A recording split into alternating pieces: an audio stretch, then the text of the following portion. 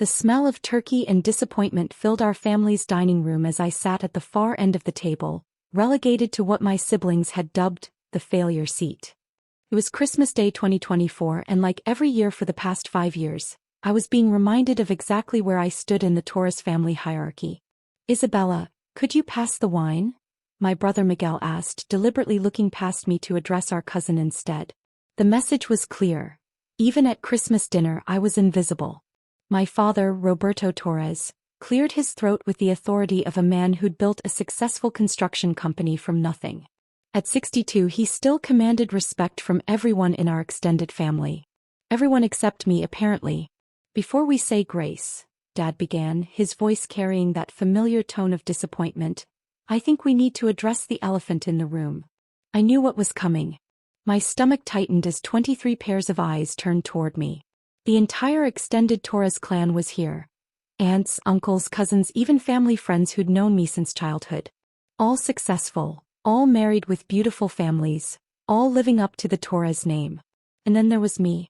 29-year-old Isabella Torres, the family disappointment. "You're the family disappointment," Dad announced, his words cutting through the warm Christmas atmosphere like a knife. "Look at you, Isabella. 29 years old, no husband, no children, living in that tiny apartment, working some mysterious job that you can't even explain to your own family." My mother, Carmen, nodded sadly. "Mija, we just don't understand. Your brother Miguel has his law practice, your sister Sofia has her medical clinic, even your young cousins are starting families and building careers. But you..."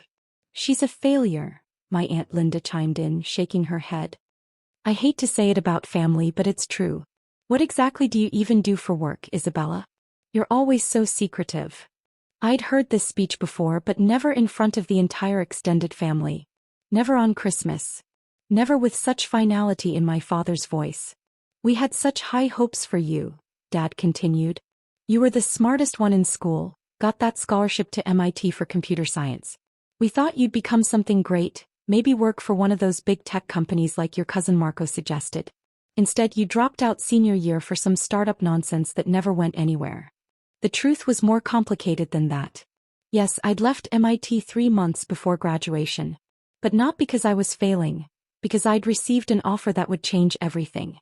An offer to join a small team of developers working on something that would eventually become the backbone of modern cryptocurrency trading platforms. "She probably works at some coffee shop," my sister Sofia whispered loud enough for everyone to hear. "That's why she can never explain what she does. She's embarrassed." "I heard she drives for one of those rideshare apps," added my cousin Elena. "No steady income, no benefits, no future. It's sad, really." My teenage nephew David, Miguel's 15-year-old son, looked up from his phone. "Aunt Isabella doesn't even have a car, does she? I've never seen her drive anything." That was true.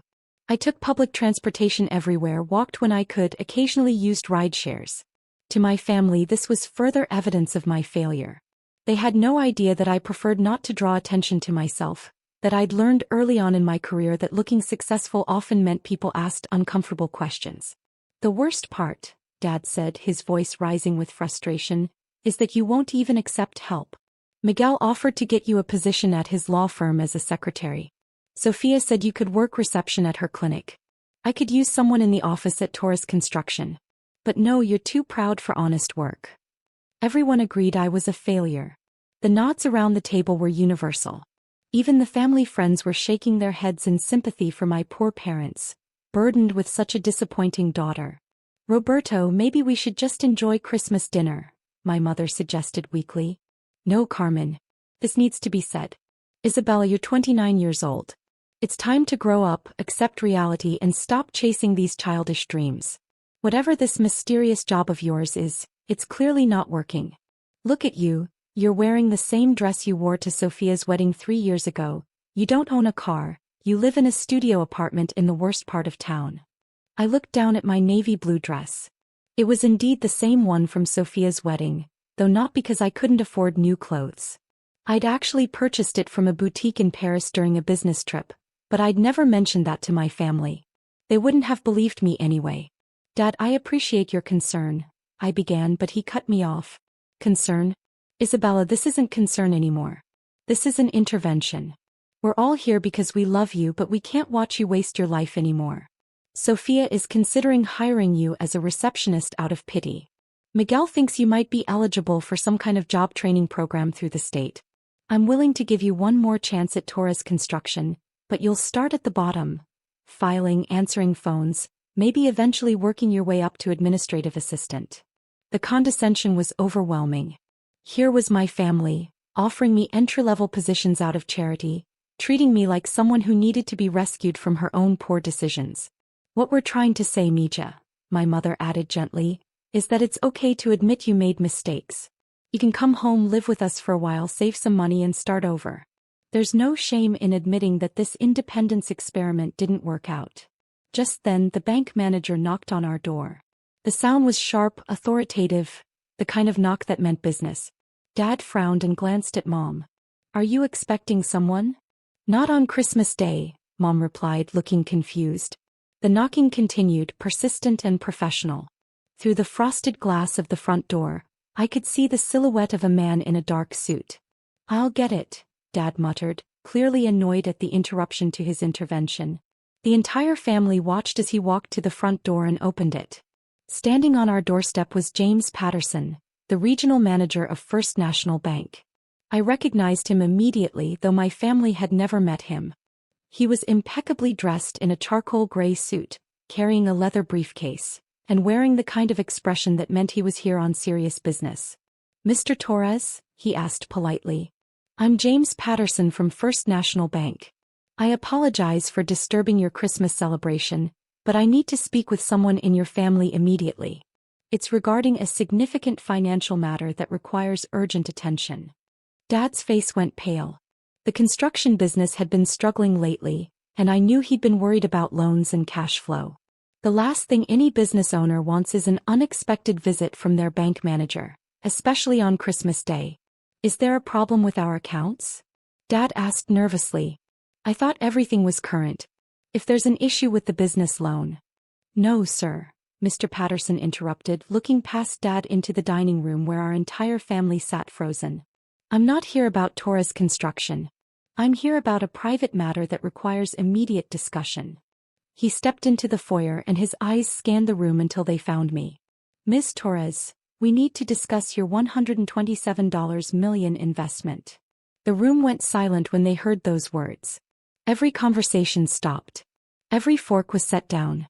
Every person in that dining room turned to stare at me with expressions ranging from confusion to shock to complete disbelief.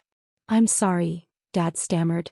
Did you say $127 million? Mr. Patterson looked surprised by the family's reaction. Sir. Ms. Isabella Torres has been one of our most significant private banking clients for the past 3 years. Her portfolio has grown substantially, and with the recent cryptocurrency surge and her real estate acquisitions, we need to discuss some immediate decisions regarding her investments. My mother's mouth fell open. Sophia dropped her wine glass and it shattered on the hardwood floor. Miguel looked like he'd been slapped. There must be some mistake, my Aunt Linda said weakly. Isabella doesn't have any money. She can barely afford. Ma'am, Mr. Patterson interrupted politely, I assure you there's no mistake. Miss Torres, I apologize for interrupting your family celebration, but the Nakamura Group's offer on your downtown properties expires at midnight tonight, and the cryptocurrency markets are moving rapidly. We need your decisions on several time-sensitive matters. He opened his briefcase and pulled out a folder thick with documents. Your Bitcoin holdings alone have increased by $23 million since Friday's close, and the Singapore development project requires your approval by end of business tomorrow. The silence in the room was deafening. You could have heard a pin drop as my family tried to process what they were hearing. Isabella, Dad whispered, his voice completely different now, uncertain, almost fearful. What is he talking about? I looked around the table at my family, these people who had just spent 20 minutes explaining to me why I was a failure, why I needed their help, why I should accept their charity positions and move back home with my parents. Well, I said calmly, standing up from the failure seat, I suppose this is as good a time as any to explain what I actually do for work. Mr. Patterson handed me the folder. Ms. Torres, the real estate portfolio summary is on page 3. The Nakamura Group is offering $89 million for the downtown block, which is $15 million above your initial asking price. However, given the development projections, you might want to consider holding for another 6 months. I flipped through the documents, aware that every eye in the room was watching my every movement. What's the timeline on the Singapore project? They need confirmation by Tuesday, but given the scope, it's a $340 million development deal. I wanted to ensure you had adequate time to review. My nephew David's phone had slipped from his hands onto his plate. My cousin Marco, the one who thought I should work for a big tech company, was staring at me like I'd grown a second head. Isabella, my mother whispered, what is happening? Who are you? I looked at Mr. Patterson. Can we discuss this Tuesday morning? I'd like to enjoy Christmas dinner with my family. Of course, he said professionally. I'll have my assistant schedule a 10 a.m. meeting to review everything. And congratulations on the Forbes feature, by the way. The article about young cryptocurrency innovators was very well written. Forbes. The family that had just called me a failure was learning that I'd been featured in Forbes magazine. After Mr. Patterson left, the silence stretched for what felt like an eternity. Finally, Dad found his voice. Isabella, he said carefully, how much money do you have? I sat back down at the table, but somehow the failure seat didn't feel the same anymore. The $127 million he mentioned is just one portion of my portfolio. It's complicated, Dad. I have investments in cryptocurrency, real estate, several tech startups, and a development company. How? Sophia asked, her voice barely a whisper. How is this possible? Remember when I left MIT? I didn't drop out because I was failing. I left because I was recruited by a team developing early cryptocurrency trading algorithms. We built something that became the foundation for several major trading platforms. When Bitcoin started gaining traction, I was positioned to benefit significantly. Miguel, my successful lawyer brother, looked stunned. Why didn't you tell us? Tell you what? That I was successful? Would you have believed me? An hour ago, you were offering me a secretary job out of pity. The shame on his face was evident. Isabella, I had no idea. None of you did. And you know why? Because you never asked. You saw that I took public transportation and assumed I was poor. You saw that I wore the same dress twice and assumed I couldn't afford new clothes. You saw that I lived simply and assumed I was a failure. But why? Mom asked, tears in her eyes. Why didn't you just tell us the truth? Because I learned early on that wealth changes how people treat you. I wanted relationships with my family based on who I am, not what I have. I wanted to be loved for myself, not my bank account. Dad looked down at his hands. And instead we made you feel like a failure.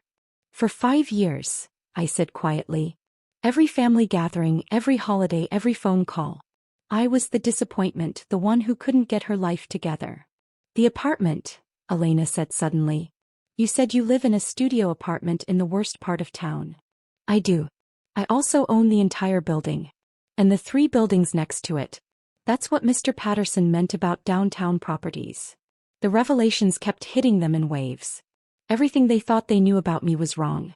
So when I offered you a job, Sophia began. As a receptionist. Yes. Remember. While I was sitting in that very chair, I owned more real estate than Torres Construction has ever developed. The weight of their words, their assumptions, their intervention, was settling on everyone at the table. The family that had gathered to save me from my failures was realizing that I had never needed saving at all. Isabella, Dad said, his voice heavy with regret, can you forgive us? I looked around the table at my family, still my family despite everything. They had hurt me, yes, but they had done it out of love, out of concern, even if it was misguided. There's nothing to forgive, I said. But there are things that need to change. I won't be treated like a failure anymore.